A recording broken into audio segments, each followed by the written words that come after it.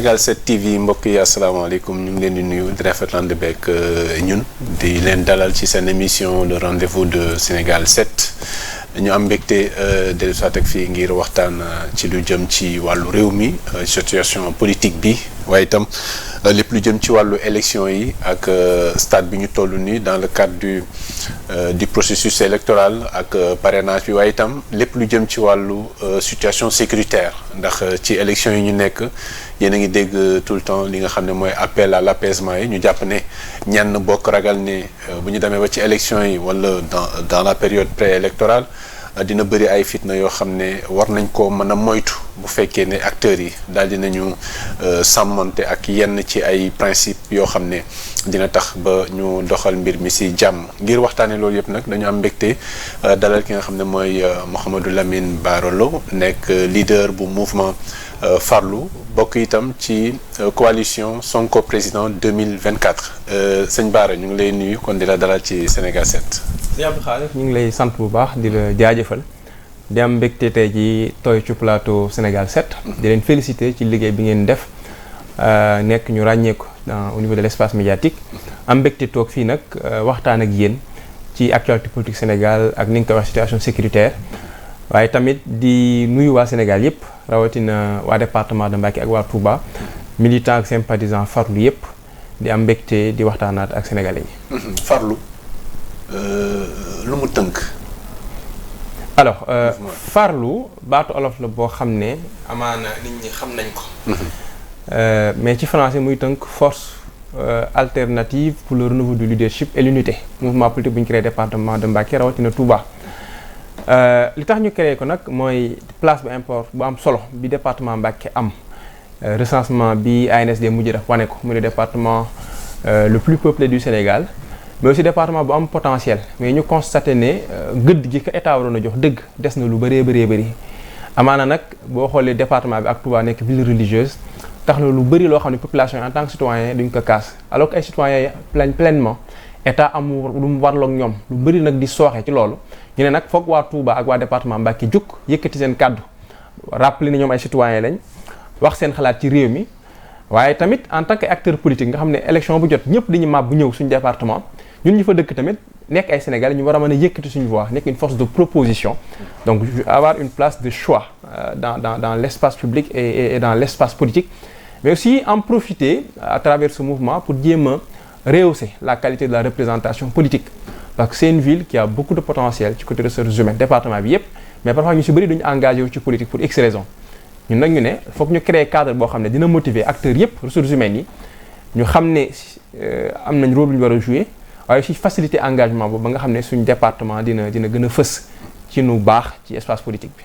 d'accord dinañ ñëwaat ci li nga xam ne mooy choix bi ngeen jël daal di soutenir coalition Sonko président bu ñuy ñëw ci wàllu candidature beeg lépp lu jëm ci processus électoral bi nañ ci ñëw waaye balaa loolu lu concerné Ousmane Sonko ba tey muy mbirum procès en diffamation bi concernant l'affaire Prodac opposé Ousmane Sonko à Mame Mbaye Niang ñu ngi fàttaliku ci espace politique bi débat bi fi amoon ci mbirum rapport ou non ba plainte jotoon jip jëm ki nga xam ne mooy Mame Mbaye Niang daal di ko def contre Ousmane Sonko bañ daanoon ko fi benn peine en appel ñu dem ci appel également loolu nga xam ne mooy procès bi ak li nga xam ne mën na indi gàllankoor ci candidature bu Ousmane Sonko ndax ñu ngi ko daan 6 mois avec sursis ak une amende de 200 millions de francs CFA jàppoo ne tey bu fekkee peut-être confirmé nañu loolee nga xam ne mooy àtte boobu gàllankoor yi certainement dina am ci candidature bu Ousmane Sonko mais est-ce que am na ay pexe yoo xam ne Sonko mën na contourner encore une fois puisque boobook léegi depuis 2021 xeex bi tar na lool est-ce que cette fois-ci am na occasion pour contourner bu fekkee ne confirmé nañ daan bi. foofu Abdou Khadre li may njëkk souligner rek mooy su ma juumul kat bi dafa wax ku ñu daan plus de 6 mois. 6 mois nag du plus de 6 mois. tegul 1 heure tegul 1 jour. donc déjà sur la peine loolu mooy li war a ëpp solo lu ñu leeral. Sonko 6 mois la pas plus de 6 mois. ce qui semble être un détail mais qui est important dans la lecture qu'il faudra faire. bu nekkoon supérieur à 6. voilà ça c'est autre chose mais il y a 6 mois. et je pense que benn ay juristes yu kàngame ku mel ne ay maître Doudou Ndoye ak ñeneen ñëwaat nañ ci pour leeral lool. mais pour man Abdou Khadre li ñuy fàtte te nga xam ne mooy solo dëgg ci point boobu ñaari yëf la benn mooy dañoo dem ba fàtte l'essentiel accroché aussi accessoire l'essentiel mooy lan c'est que de l'argent bu Sénégalais yi moom des milliards ont été gérés ak si benn opacité ak lëndëmaay bu yaatoo yaatu ndax amaana ñu ngi naan rapport bi inspection ministère des finances la wala IGE nangam si la y a eu un rapport et dans ce rapport là li ñu ci dénoncé du une gestion qui est vertueuse donc le plus important l'essentiel c'était xaalisu sénégalais yooyu ñu commencé ko fàtte deuxièmement mooy lan Abdou Khadre mooy Sénégal dañoo dem ba c'est-à-dire même dans nos textes dañuy xaw a sori esprit bi ndax l'esprit de la constitution l'esprit surtout du code électoral ma koy rappeler tout le temps c'est un esprit inclusif parce que ce sont les citoyens qui ont des droits yu ñu war a protéger yombal leen ñu jouer seeni droits mais dañuy dem ba pratiquement dañuy jàpp ni lépp dañ kaa def rek pour gàllankoor sénégalais ci texte yooyu Abdou Khadre man ak yow ñu jokkalante ay baat rek maax loo xam ne amaana indiwuma preuve pour x raison wala demeewul noonu wala da leen sur cette seule base relation interpersonnelle bilatérale ñu bëgg des millions de sénégalais ñu empêcher leen ñu exercer un droit qui est le droit d'avoir une diversité de candidats c'est-à-dire entre des privés bu ñu amee problème war nañ ko mën a régler sanctions yi mu des suñu diggante mais sur la base d'une affaire strictement privée entre deux personnes d'autant plus une question de diffamation par exemple ñu bëgg ne kooku dina tax les millions de sénégalais qui croient en lui qui croient en son projet qui croient en ses idées amatuñ opportunité. dossier diffamation sax li si daan jiitu mooy ñu jéem a négocier xool ba xam nañ koy régler à l'amiable. ça c'est notre débat qu'il faudra soulever. Mais en tout état de cause je pense que man dossier bii nii comme li ñuy wax benn wéqu bu mujj la bu régime bi par rapport ak Sonko parce que ni ñu ko suivre ñun ñëpp le dossier Adji Sarr ak contumace beeg tentative dindi ko ci liste électorale yi c'est un échec patent avec les dernières décisions de justice moo tax tey jii ñu faneen fi ñu jàppandu mais c'est clair je pense dans la tête des Sénégalais mais surtout dans l'esprit des membres du Conseil constitutionnel qui devront en dernier recours donc connaître de ces questions-là. D'accord est-ce que dina tax pour autant Ousmane Sonko mucc ci aussi. waaw tey jii ne Abdou Khadre wax dëgg yàlla man gisuma en tout cas luy tee Ousmane Sonko nekk candidat ndax li ma doon wax léegi on a eu une dernière décision qui a été rendue boo xam ne benn institution Sénégal moo ko rendre damay fàttali ne tribunal grande instance bu Dakar du tribunalu Guinée du tribunalu Nigéria du tribunalu Somalie tribunal boo xam ne Sénégal la bokk boo demee ci constitution bi ñu listé institution yi les cours de tribunaux dañu ci bokk donc institution Sénégal la mu rendre une décision sur deux aspects importants benn bi mooy revenir sur le caractère illégal de la radiation des listes. Ensuite revenir dans un second lieu sur la question même de la contumace wax ci bu leer donc tey jii et en regardant l'article L47 du code électoral qui demande une prise en compte immédiate la décision valable actuellement qui a cours c'est cette décision là. te loolu ça donne toutes les chances à Sonko d'être sur les listes et d'être candidat.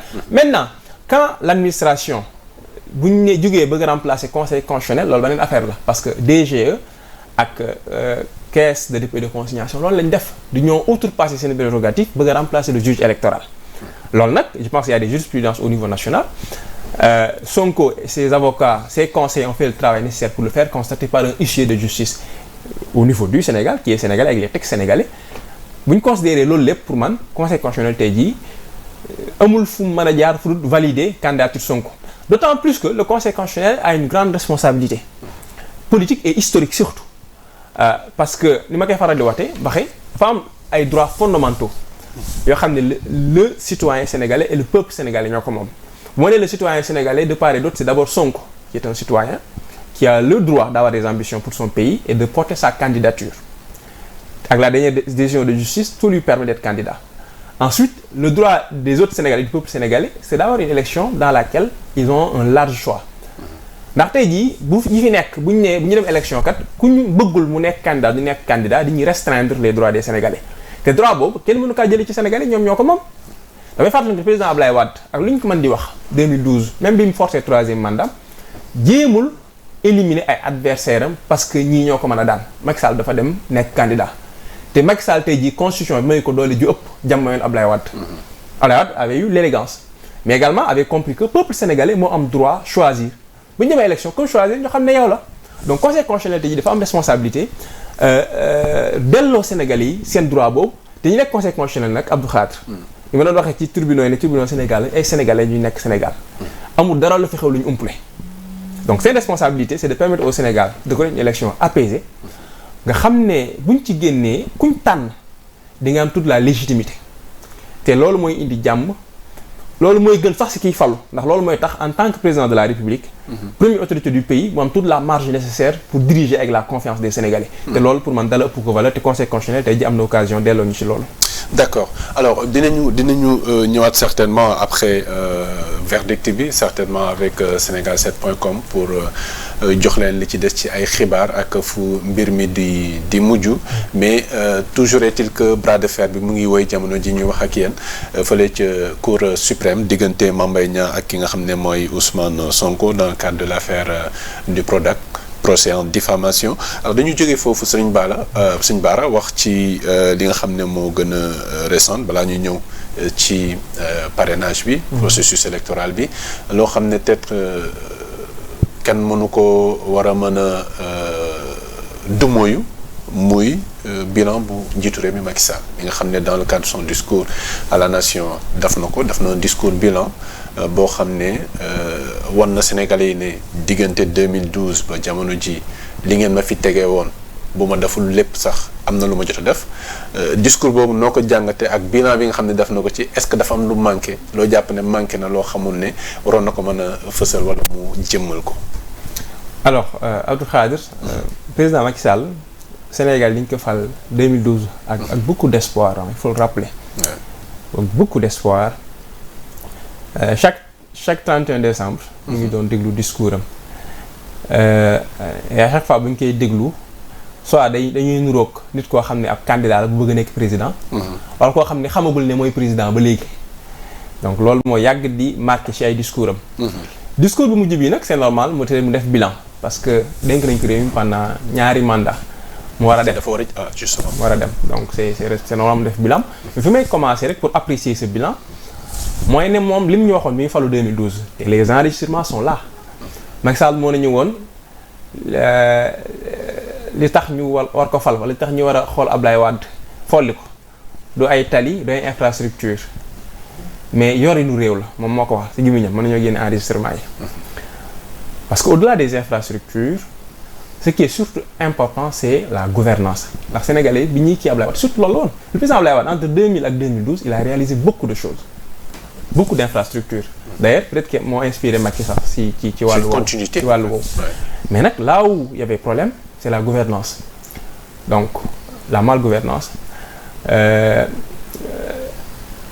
la gestion des institutions le discrédit de l'administration et des institutions le caractère inéquitable ou même à la limite inégal de l'appareil judiciaire foofu la Sénégalais yi amoon ay attentes yu rëy Abdou Khadre gis nga réew mu mën nekk population yi li leen di dundal mooy ñu am espoir mais mal gouvernance li muy indi mooy désespoir ci nit ñi. pourtant tàmbale woon na ko de ak la gouvernance sobre et vertueuse. waaw c'est ce qui était annoncé. CREI. D'accord c'est ce qui était annoncé. Oui. Mais même sur la CREI déjà bu ñu doon def le bilan de la CREI déjà problème day am. ndax boo xoolee sur la liste des 25 yi ñu ñëwoon dañu leen ni kii ak fi ñu mujj tey jii. Karim Wade kese lañ ci Karim Wade 113 milliards xaw ma. tey jii éponge et cetera. on se rend compte que l'objectif de base en réalité du woon restituer les deniers des Sénégalais dans les cas où ces deniers avaient été pillés. Mais c'était juste une initiative politique pour mettre hors d'état de nuire certains adversaires. C'est ce qui est regrettable. Parce que tey jii fekkee ne jël nañ dërëmu Sénégalais yi lañ ko war a fay. donc foofu géopolitique di fa dara te malheureusement loolu lañ gis mais li may retenir rek sur la gouvernance Macky pendant ces 12 ans c'est qu'il y a eu beaucoup de clientélisme. On a vu un grand discrédit de l'administration et des institutions. C'est une politisation egg niveau boo xam ne extraordinaire ndax tey jii Sénégal yu bëri Abdou Khadre amatuñ yaakaar ci justice te loolu dafa garaaw ndax ñun bu ñu dee dund en société justice dafa bokk ci pierre angulaire yi mooy tax ñi am doole duñ abuser seen doole mooy tax ñi nga xam ne tamit yàlla may leen doole ñu bëri ñi am doole duñ leen jaay doole. voilà d'équilibre. moo tax mooy la base c'est fondamental te Macky Sall loolu la gën a yàq te te dañu koy gis ci dossiers yu bëree du sax dossier Sonko mi nekk actualité même boo remonté pendant son premier mandat loolu lañ fay gisaat. Deuxièmement le PSE au départ c'était un beau projet mais liñ ci gis à la fin rek mooy dans la mise en œuvre c'est que non seulement on a un endettement qui est consistant mais surtout un endettement pour moi qui n'a pas été affecté à des priorités. Donc on a fait beaucoup d'infrastructures, il y a des infrastructures qui sont importantes, mais on a fait aussi beaucoup d'investissements inopportuns, parfois yoo xam ne waroon na xajoon faneen. Pour man les inopportun comme yan. On s'est endetté parfois pour faire certaines infrastructures, ay centres de conférence ak yeneen yoo xam ne même le TER il est utile. Il est utile. C'est-à-dire il y a des Sénégalais qui l'utilisent yoo xam ne day réduire seen trajet, c'est utile. Le TER peut être pertinent, mais côté opportunité, je suis pas toujours convaincu que le TER ait été un investissement très opportun. Maintenant, nous allons rattraper en relançant le train de fer, le chemin de fer à l'intérieur du pays. Pour moi, ça aurait été ça la priorité. Parce que le montant qu'on a mis dans le TER aurait permis non seulement de refaire vivre le chemin de fer à l'intérieur du pays, mais de dynamiser les territoires. Parce que l'Union du Sénégal, pendant ces 12 ans, en réalité, c'est la grosse inéquité territoriale. Moi, tey des tonnes de manque qui pourrissent en Casamance. te li gën a grave pour wax ne la gouvernance dafa am solo tey jii li ñu reconnaître ne y a beaucoup d'efforts qui ont été faits en termes d'infrastructure vers la Casamance. Le pont de la Sénégambie, c'est un point extraordinaire. Mais tey jii pour des raisons politiques, on a arrêté le bateau qui fait la navette. Or ce bateau-là a une implication économique forte. Li ñu transporter ci marchandises chaque semaine. Mais tey jii pour des raisons politiques, on est en train de tuer cette technologie. Ils ont évoqué des raisons sécuritaires. Vous êtes spécialiste en sécurité. En réalité, des raisons qui ne tiennent pas. Qui ne tiennent pas. Des raisons qui à la limite sont des insultes envers les responsables de la sécurité de ce pays-là, qui ont la main à la patte sur le niveau opérationnel. Donc, c'est une taxawaay lu mu waroon doon. Non, pour moi, comme je dis, le bateau. D'abord, c'est une histoire, le bateau. Donc depuis le Joola à Gusop, c'est une histoire. Ouais. Ensuite, le bateau qui a la capacité de transporter des quantités importantes de marchandises, qui permet également la circulation des personnes. Donc tey jii c'est un instrument économique boo xam ne dara mënut a tax ñu protéger ko parce que le bateau quand même c'est une infrastructure boo xam ne qu'on peut protéger. Donc le bateau am na fu muy seen langage am na fu muy amarré. On peut déployer du personnel s'il y a une vraie menace. C'est-à-dire le bateau c'est pas 1000 km². Donc c'est un véhicule qu'on peut protéger. On a une marine très professionnelle. Voilà. Les saisies de drogue. Voilà. Bon, on a mis beaucoup de moyens. En fait c'est ça. En fait c'est des formes de contradiction. Donc c'est-à-dire on a un bateau qui faisait une desserte. On a une marine qui a été bien armée, il faut le reconnaître, pendant ce régime. Avec le nouveau patrouilleur. Ouais, bien armée. Ouais. Et on a un problème pour sécuriser le trajet. C'est la même chose aussi au niveau de la vallée, pour voir la gouvernance contradiction. Au début du régime de Macky Sall, gis naa homme d'affaires yu bari daw dem dans la vallée pour ne dañuy bay parce que c'était le discours bi ñu leen lancé woon. Il y avait des attentes, un espoir. Mais ñu bari ña fa demoon tey jii jaay nañ seen tool jaay nañ seen matériel dellu si waat ndax lan li mesure d'accompagnement yi ñu soxla woon état bi defu ko. Donc une gouvernance au-delà des infrastructures c'est aussi des incitations à tous les niveaux. Et malheureusement la gouvernance de ce régime n'incite pas à investir, n'incite pas à avoir de l'espoir et ça tue carrément le projet économique du pays. Donc pour moi l'échec du président Macky Sall c'est que l'espoir qu'il avait suscité en 2012 il n'est pas arrivé à le maintenir.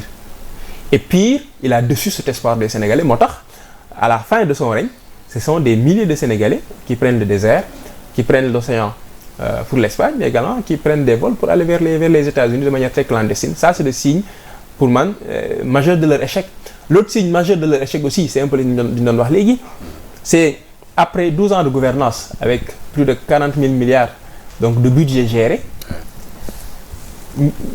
ñooñu noonu taxaw pendant 12 ans ak xaalis bi leen jox yépp seeni jëf wane na ñoom jàpp nañ ne fii ak faagaagaluñu ki war a jàmmaar la ñoom mënuñoo faluwaat te bu doon fekk yow tu as les pleins pouvoirs pendant 12 ans di def di bummi waroo am benn entrave war ngaa am fit taxaw jàmmaloog benn adversaire yëpp. grâce à ton bilan. sukkandiku sa bilan. oui pour mën a Sénégalais yi fa teel la mais bu ñu demee ba tey ji ñu gis ne ñoom te c'est flagrant on l'a vu en 2019 gisaat ko tey ji 2024 bi ñu dugg. ñoom seen bakkal lañ teg ci am adversaire donc tant que defuñu seen sélection ou quelques candidats yoo xam ne wóor na leen ne mën leen faagaagal ñoom ñëm wuñu dem élection te loolu nag pour man échec gënu ko rëy. d'accord ci noonu la ñuy ñëwee sax ci sélection bi nga wax entre guillemets. parce que li xew en fait fële ca conseil constitutionnel bon xaw na niru loolu c'est le filtre du parrainage ñu ngi tànn candidats yi actuellement grâce peut-être à li nga xam ne mooy wàllu parrainage yi jamono ji ñu bëri jàll nañ. sont au nombre de 8. yoo xam ne ki si njëkk a jàll muy Boubacar Camara il y a Habib Sy qui est passé Cheikh Tidiane Dièye il y a d'autres Anta Babacar Ngom on ose le dire la révélation peut-être c'est la première fois muy participer c'est une femme en plus la première femme qui a réussi à passer le cap des parrainages parrainage bi ñu bëri ñu ngi koy contester au niveau de l'opposition jàpp nañu ne c'est une démarche antidémocratique jàpp nañu ne ni ñu ko doon doxalee ci campagne de collecte bi bëri woon na ñu doon jënd seen parrainage et tout yow da nga méngoog ñoom xalaat wala dafa am leneen loo xalaat jëm ci mbirum parrainage bi. Voilà, sur le parrainage en 2018. J'avais fait un article intitulé Déconstruire le parrainage. Parrainage nag idée bi amaana baax na parce que c'est pour assurer une représentativité côté bu ñu ko xoolee côté boobu bonul mais parrainage Sénégal dafa am ay problèmes yu bëri bi jiitu mooy parrainage dafa mel ni scrutin te bénéficier wul encadrement scrutin mooy lan diñ ne parrainage exclusif la su parrainé kenn mënoo parrainer keneen comme ni vote nekk exclusif boo voté keneen mënoo voté waat mais sauf que booy voté da ngay ñëw ñu xool sa tur ci liste assuré ne yow yaa ngi ci liste bi nga voté ñu defal la encre indélébile foo demaat feneen doo mën a voté waat ndax xam nañu am nga ko yaa ngi le parrainage c'est le contraire premièrement kii ñëw di la parrainer yor carte am amul benn assurance ne mi ngi ci fichier bi mooy ñi naan ñi yóbbu ay parrain ñu ne nekk ñu ci fichier bi am nañ seen carte parce que au Sénégal l'histoire nous a montré que am carte bureau de vote taxul nga nekk ci fichier bi depuis 2017. ah ma foog ne bu fekkee dañ la non mais c'est les faits depuis 2017 on a vu des gens avec des cartes. yoon la loolu yoon la non du yoon. dañu yoon c'est des manquements. Ouais. mais depuis 2017 législative 2017 gis nañ ko gisaat ko 2019 élection 2019 présidentielle dans des villes comme Touba par exemple ak feneen ñu. lu muy wane un problème au niveau du fichier. Il y a un problème au niveau du fichier soit les gens veulent saboter.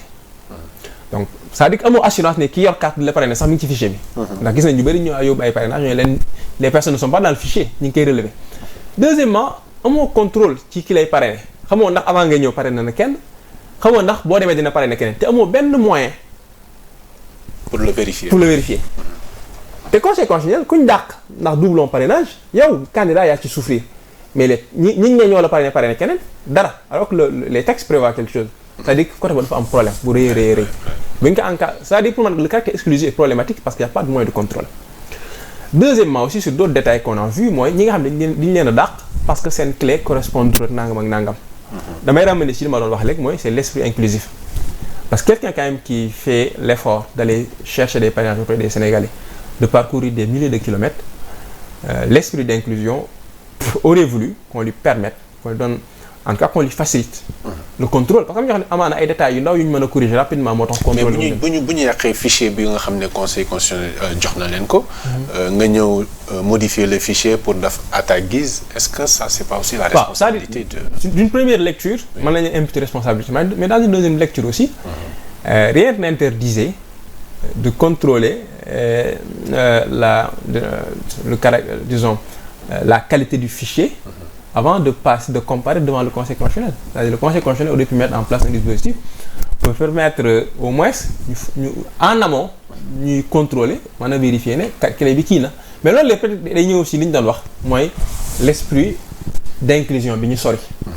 donc pour moi ce sont les principaux problèmes aujourd'hui du parrainage après tous les comme je l'ai dit man candidat boo xam ne tu portes un vrai projet de société un candidat qui se donne les moyens de battre campagne de parler aux Sénégalais s'il fait l'effort de terrain il peut passer le parrainage donc pour man yenn élimination yi parfois day ëpp goo xam ne dañuy jàpp ne li yëkkati parrainage nekkul lenn lu dul éliminer candidats yi te loolu du esprit démocratie. D'accord. Alors ci parrainage boobu il y a deux types, le parrainage citoyen et le parrainage des élus, oui. Compris maire, conseils départementaux, etc., comme député. Ñaari parrainage yooyu boo xoolee pratiquement ñi jàll ci parrainage des élus. Par exemple, le parrainage des députés, ñoom ils sont passés très facilement. C'est le cas de Habib Sy, c'est le cas de Khalifa Ababacar Sall, mais sur les deux types de parrainage, est-ce que le parrainage parlementaire par exemple nekk na benn baromètre bu doy boo xam ne mën na assurer le candidat que bu demee ci élection war na mën a am dara? Parce que boo xoolee parrainage citoyen c'est beaucoup plus compliqué, c'est beaucoup plus d'énergie, mais c'est beaucoup plus de travail sur le terrain, mais c'est en quelque sorte benn assurance boo xam ne war nga ko mën a am pour xam ne boo xoolee le poids électoral bi ngay peser au niveau des électeurs, auprès des électeurs, war nga mën a évaluer un peu lan nga war a mën a am, même si l'on sait que qui l'a parrainé c'est pas forcément moom moo lay voter. Alors xam nga parrainage parlementaire moom comme ni nga ko waxee contrôle moo gën a gaaw parce que déjà la population maire bi ñuy contrôler c'est après un peu plus de 165 députés. Donc ça se fait naturellement très rapidement. Il y a moins de risque de doublon aussi. Parce que c'est des acteurs qui sont plus ou moins maîtrisés. Donc, voilà, ñi def choix boobu mën nañ leen comprendre nangul leen ko. Mais nag après c'est pas forcément une garantie de performance à l'élection. Parce que bu ñu nee parrainage parlementaire en décembre 2023, élection 2022 tax ñuy wax. Et la situation politique évolue. Le jeu politique évolue. La situation, les choix, les orientations de juillet 2022 ne sont pas forcément les choix ou les orientations de décembre 2023. Donc à ce niveau, il n'y a pas de garantie. Maintenant, c'est une légitimité quand même, parce que c'est des acteurs qui ont pu exister et qui ont pu se faire autant de place pour avoir ce nombre de députés-là. Donc il faut les respecter pour ces raisons-là, mais ce n'est pas une garantie. Le parrainage citoyen, comme nous l'avons dit, c'est délicat, mais également occasion là, même en termes de pré-campagne. Parce que boo jëlee ko mel ni par exemple Bassirou Diomaye Faye ñu def choix def parrainage citoyen, c'était un moment d'animation politique, moment aussi pour wan Sénégalais yi li muy peser. C'est également un test pour Pastef pour montrer que, comme j'ai l'habitude de le dire, qu'il y a une dynamique Sonko. Au-delà de la personne Sonko comme tête de file de la dynamique elle est là. Nga xam ne foo orientation bi jëm les militants, les sympathisants et les Sénégalais qui veulent le changement de nous suivre. Moo tax quand on a choisi Bassirou Diomaye Faye ñëpp gis comment les Sénégalais ont adhéré à son choix, l'ont parrainé avec beaucoup de plaisir en finançant même parfois la campagne qui n'est pas encore là. Donc pour un parti comme Pastef ou bien pour la dynamique Sonko, c'était une tribune parce que c'est des gens quand même qui ont confiance à l'adhésion des Sénégalais à leur discours. Maintenant tous les acteurs ne peuvent pas se permettre ce choix-là. Alors ci choix boobu d'ailleurs il y a un choix qui pose problème. Le choix bi nga xam ne moo concerné Habib Sy. En tout cas ñu ngi koy dégg au sein de Pastef. Le débat se soulève que tout le monde ne serait pas d'accord avec le choix porté sur Habib Sy, notamment à travers le parrainage parlementaire. Loolu jàppoon ne peut-être mën na am un impact ci campagne électorale bi ba ci li nga xam ne mooy activité Pastef dans le cadre de l'élection présidentielle. Alors je le pense absolument pas.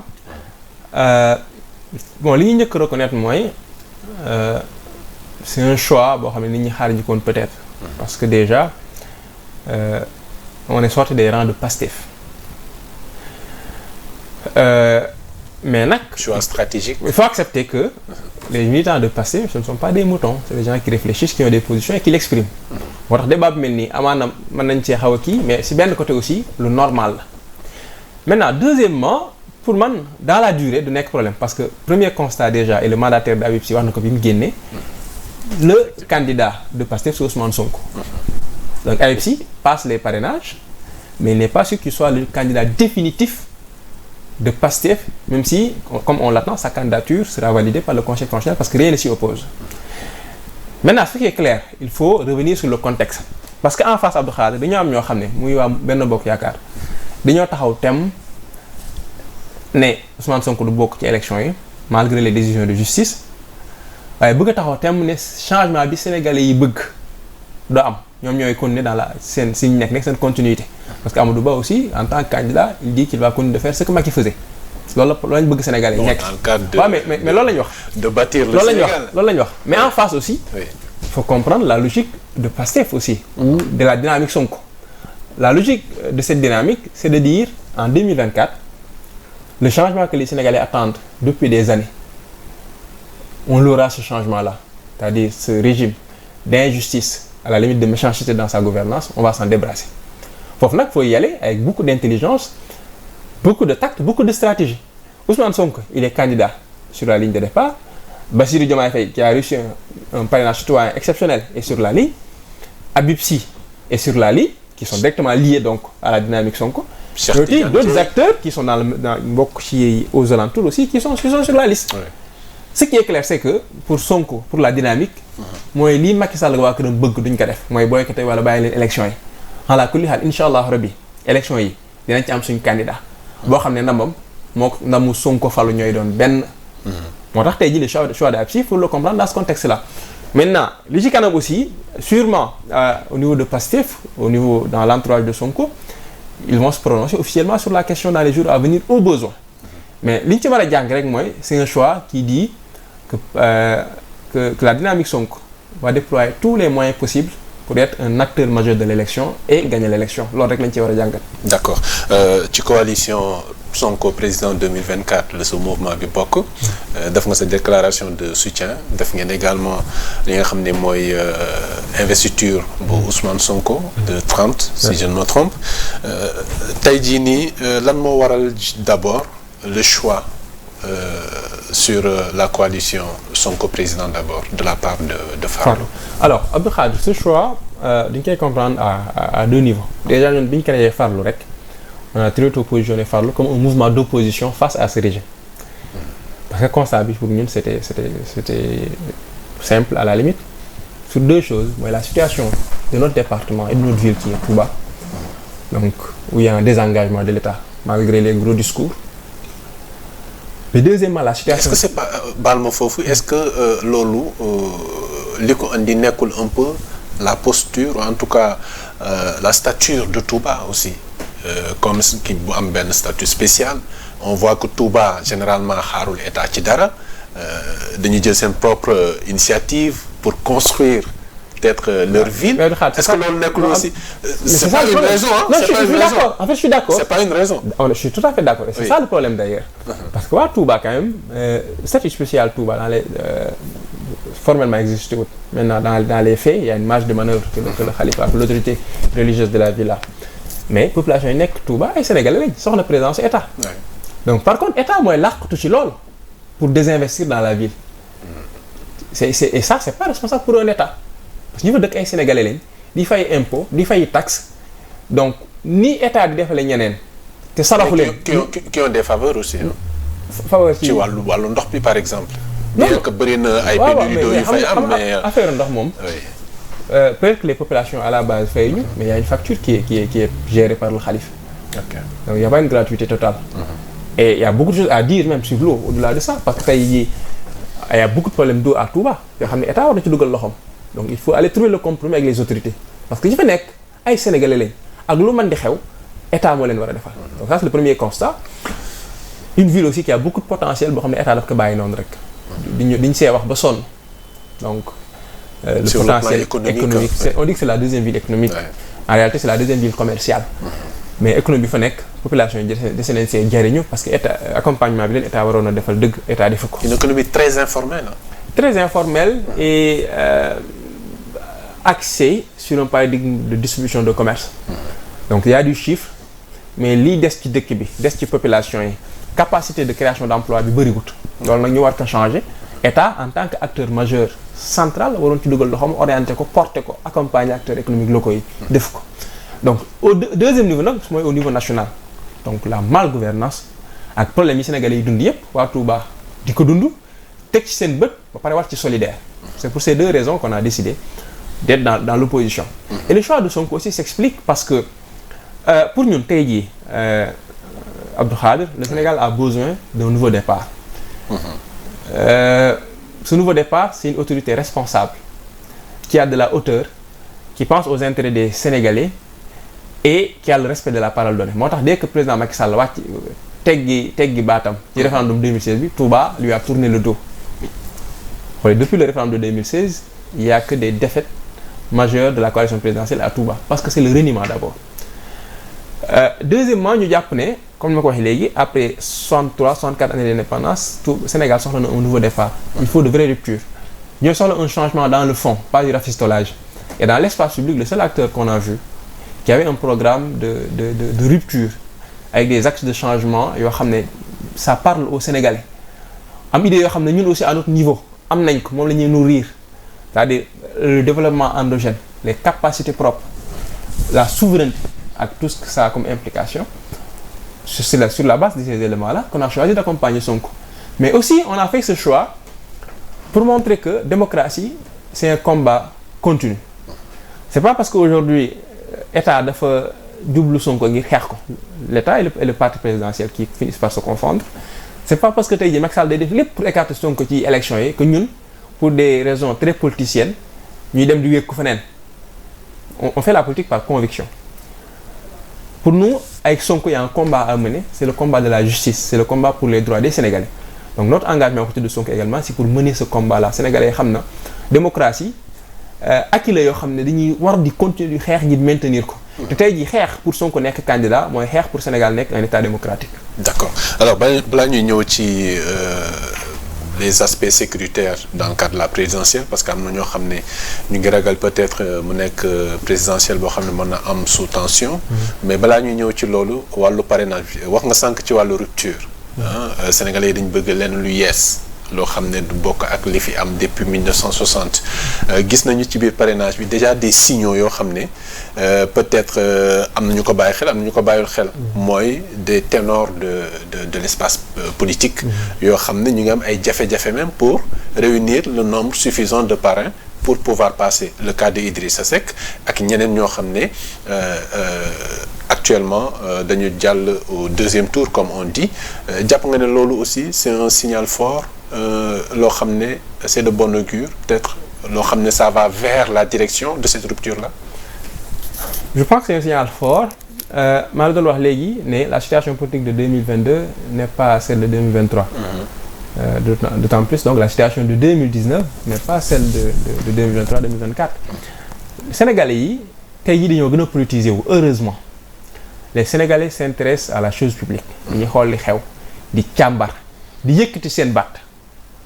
te loolu dafa am solo ndax loolu mooy pression sur n'importe quel régime même de Ousmane Sonko bu ñëwoon et ça c'est une bonne chose c'est un acquis pour les Sénégalais moo tax tamit les hommes politiques yi nga xam ne ñoo jàpp ne ñoo gën a yeewu Sénégalais wala jàpp ne ils ont des acquis éternels ils vont se mettre en cause et sur le cas d'Idrissa Seck pour man son reniement donc qu'il a mis dans la moisse présidentielle Sénégalais yi dañu ko xabaar te élection yi jàll muy locale muy législative wane na loolu donc tey ji bu amee problème boobu pour man c'est juste le résultat en tout cas de ces nuances en politique que les Sénégalais n'acceptent pas.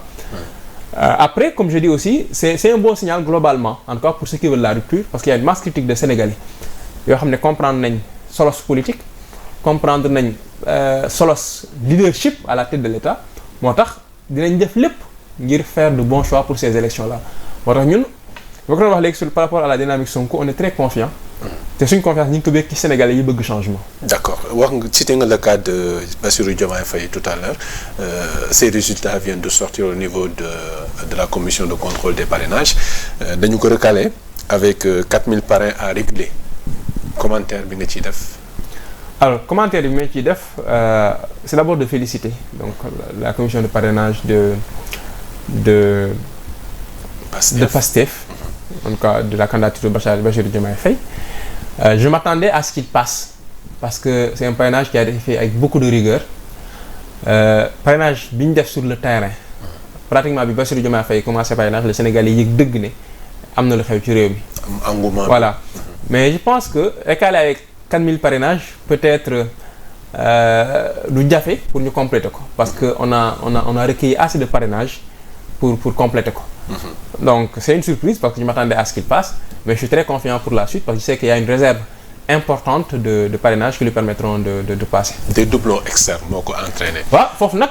mooy toujours beneen li ma doon soulever léegi les doublons externes parce qu'il y a aucune assurance. Est-ce que le mot d'ordre bi ñu lancé woon finalement les patriotes mujj nañ ko respecté parce que bu ñu nee tee leen seen carte bu kenn parrainé kenn nañu xaar Ousmane Sonko wax ñu gis des doublons externes. Je pense que les patriotes l'ont respecté. mais ñun suñu problème mooy on sait pas qui a le fichier. On ne sait pas les autres lorsqu'ils prennent leur parrainage. Tout le monde li ma doon wax léegi tey jii. N'est-ce pas la faute de l'opposition? Non, c'est pas la faute de l'opposition parce que les gens sont toujours battus pour avoir le fichier. Ils sont toujours battus. Pour quel résultat finalement? Ouais, mais c'est parce qu'en face, acteurs yi nekk en face ñoo joué le franc jeu. Et dans une logique vraiment de brouiller le processus ñoo nekk ci posture boobu. J'entends souvent les gens dire que. À quelle fin? Non, la fin elle est claire. C'est parce qu'ils veulent pas de transparence dans le processus. Ils veulent pas de transparence parce qu'ils veulent à travers des manœuvres passées, ce que les Sénégalais n'accepteront pas.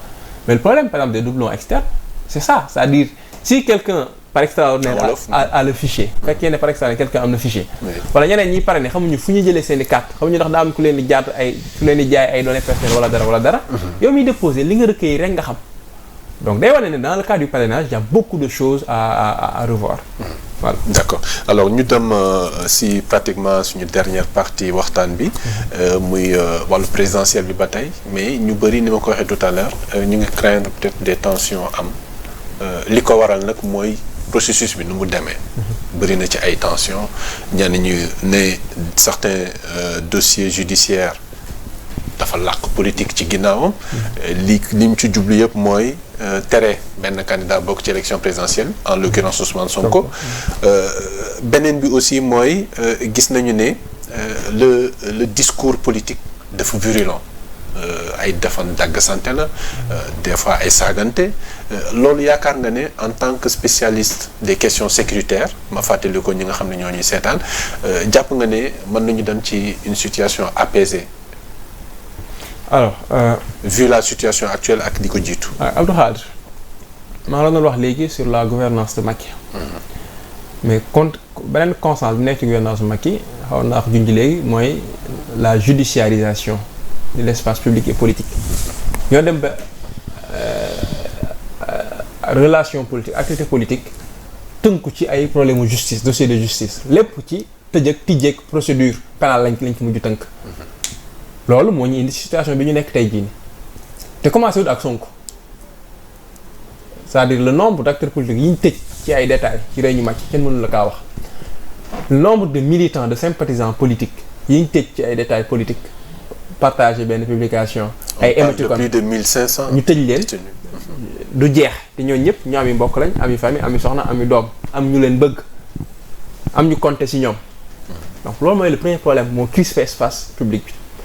Deuxièmement, les gens ont raison aussi d'avoir des craintes ndax dama ko doon wax yàgg na ma ne paix ak stabilité mënut a juddoo ci injustice bu la ko wax da lay nax ku ne jàmm gu sax dina judd ci jaay doole da lay nax amul te li gën a grave mooy sur les matières politiques xam nga sax mën nga tooñ benn baaraloo individu isolé mu metti ko moo koy mbokk naam ak nangam nga tooñ benn Abdou Khadre mais boo tooñee koo xam ne dafa porter benn programme ay milliers des millions de Sénégalais adhéré ci gëm ko di ci dox leneen lay nekk même bu dul Sénégal boo xoolee yeneen réew yi parce que les passions politiques sont agissantes moo tax mu grave violence mën na judd parce que élection déjà période de tension la compétition la mais li ñu war a gën a ragal mooy bu ñu demee ba appareil administration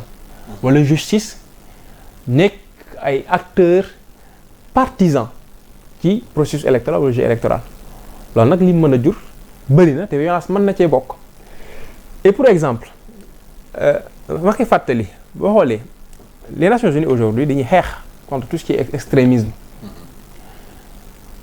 mais seen positionnement depuis 2015 c'est de faire dans la prévention c'est-à-dire les Nations Unies disent à peu près bu ñuy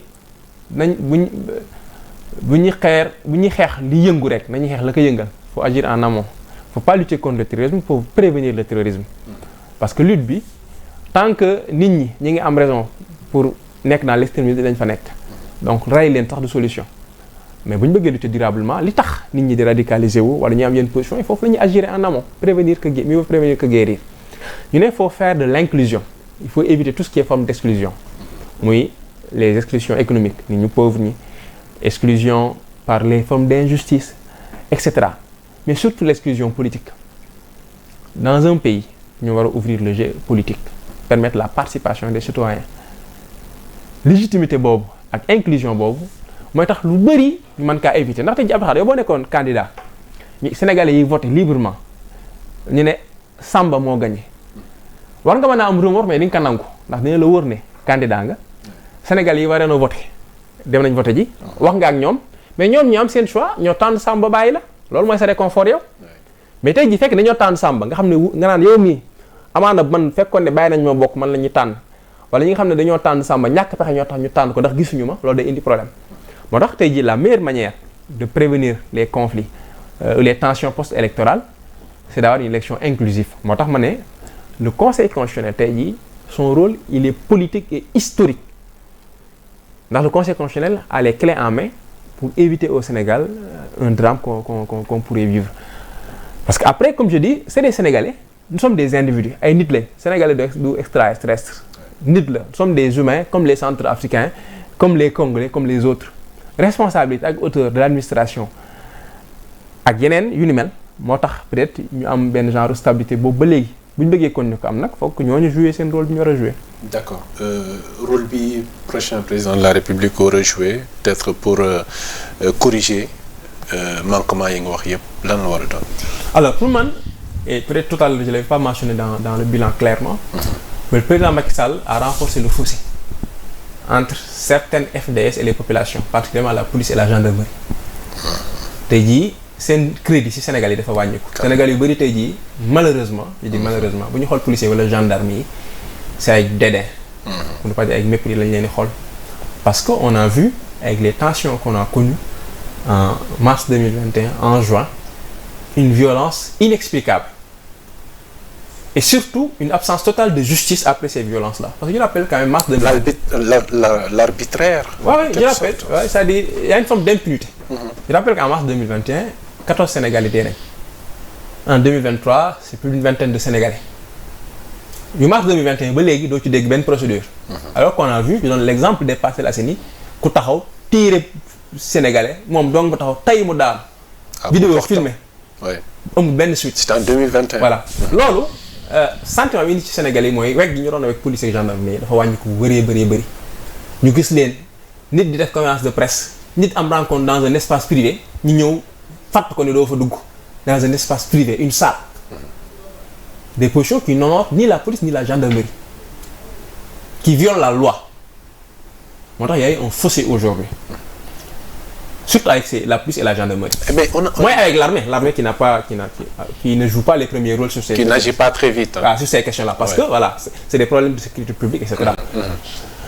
Donc il y a un fossé. Donc pour moi le premier travail c'est de rapprocher les Sénégalais avec ces forces de défense et de sécurité et ça passera par faire justice sur les événements.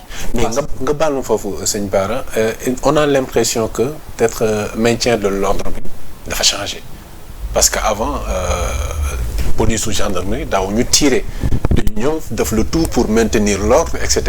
mais maintenant on a l'impression que dañuy assister à une confrontation entre civils et. Non seulement il y a ça mais aussi il y a la question des nervis. nga xam ne il faudra que ñu situer les responsabilités.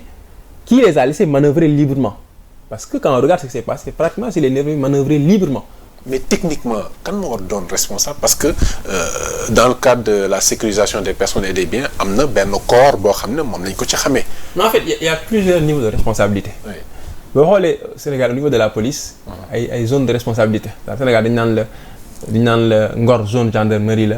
Point zone police la. moo tax il y a plusieurs responsabilités ça c'est les premières responsabilités ensuite en appui police wala gendarmerie mën nañu appuyer fu nekk.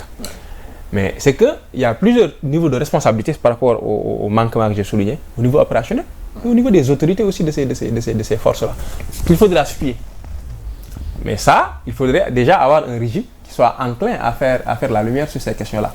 Moo tax aussi on a besoin d'une alternance pour remettre de l'ordre dans tout ça.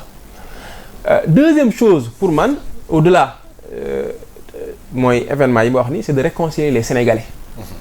parce que quoi qu'on dise quand même société sénégalaise depuis ces dernières années il y a de grandes divisions yoo xam ne pour man irresponsabilité politique bi njoree réew mi moo ko indi te tey jii foog ñu am un président qui peut prendre de la hauteur qui porte de l'espoir mais surtout Abdou Khadre qui est légitime pour réconcilier les Sénégalais beneen bi ci des nag mooy parce que sécurité aussi de seulement affaire histoire politique yi le président Macky Sall a fait beaucoup d'efforts en termes de capacitation pour les forces de défense et de sécurité il faudrait renforcer ci dynamique boobu mais surtout mettre les FDS dans les conditions nécessaires dans les bonnes conditions partant des soldats à la base jusqu'aux plus hautes autorités ndax boo xoolee dans la région on a une menace terroriste le Sénégal est relativement protégé de cette menace-là maintenant dans la durée il faudrait renforcer cette protection-là renforcer les FDS qui sont en première ligne mais également ni ma ko waxee faire dans la prévention c'est quoi c'est fournir les services sociaux de base aux populations fu ñu mën di nekk c'est ça le premier pas de la sécurité il faut que tous les citoyens au Sénégal se sentent pleinement citoyens de ce pays-là citoyen fu mu mën di nekk ak lu mu reculer xam ne moom ci Sénégal la bokk te Sénégal fàttewu ko donc équité territoriale services sociaux de base école santé infrastructure de base mais aussi des opportunités économiques pour les populations parce que loolu mooy tax tentation yenn projet yi duñ ci mën a dugg te loolu foog état liggéey ci état bu ci liggéey mooy état bu am rigueur état bu fondé wu ci bonne gouvernance un état qui a une vision et un état boo xam ne dina joxe les bonnes incitations ni ma ko doon waxee léegi c'est-à-dire il faut entretenir l'espoir des Sénégalais. C'est ça waaw te espoir boobu nag c'est pas seulement des résultats cash mais dans la manière de faire dans l'attitude dans les pas qui sont posés mooy Sénégalais garder espoir boobu. Pour moi c'est ça la sécurité il faut aller dans le caractère le plus classique de la sécurité mooy les moyens et cetera mais également au sens générique dans le sens de la sécurité humaine nit ki soxla pour dund ñu jox ko te loolu mooy li ëpp solo tey jii bu ñu dee xool paradigme sécurité. D'accord temps bi ñu cërale woon jeex na je crois que parcourir nañ li nga xam ne moo nekkoon suñu programme dans le cadre de ce débat ñu bàyyi la nga joxe sa dernier mot. Alors merci beaucoup Abdou Khadre ci invitation bi mbégte la parce que je me rappelle quelques années derrière ñëwoon naa fi ñu wax affaire sécurité. 2019 ñu doon wax affaire sécurité. tey ñëwaat mbégte ñëwaat fii ci contexte bu exceptionnel ni nga ko xamee nii ak processus électoral bi ñu nekk comme tout Sénégalais rek di am yaakaar ak ñaan ñu dem ci élection bu yaatu bu inclusif ñëpp bokk Sénégalais yi am seeni carte war a tànn ku leen jiite tànnal seen bopp bu ko defee ñu am président bu légitime boo xam ne fi ñu bëgg Sénégal àgg fa dinañu fa mën a àggale ndax dina am les coups de franche pour mën faa dem. Donc di am yaakaar aussi comme ni nga ma joxe information bi léegi Bassirou Diomaye Faye avec tout le stock de parrainage qu'on a au niveau de Pastef et de la candidature puisque complété ba nga xam ne dañ valider candidature am autant aussi ni ñu xaaree ñu accepter contrôler parrainage Sonko valider candidature am parce que décision de justice bi mujj qui fait foi c'est une décision qui lui est favorable. D'accord. Donc certainement demain dinañ am lu leer ci loolu parce que en principe demain la ñu war a mën a xool li nga xam ne mooy son dossier de candidature ou en tout cas ses parrainages au niveau de la commission de contrôle au conseil constitutionnel ñu jaajëfal la bu baax Serigne Mouhamadou Lamine Bara Lo ñu jaajëfal la bu baax ci présence bi invitation bi nga ñu nangul di leen jaajëfal mbokk yi ci teewlu bi di jaajëfal Tuuti Mbeng ak son équipe au niveau de la régie moom ñoom ñi nga xam ne ñoo tax ngeen mën ñu gis mën ñu dégg ci anam gu jaar yoon di leen jaajëfal bu baax di leen dig daje beneen yoon ci Sénégal 7 jërë ngeen jëf.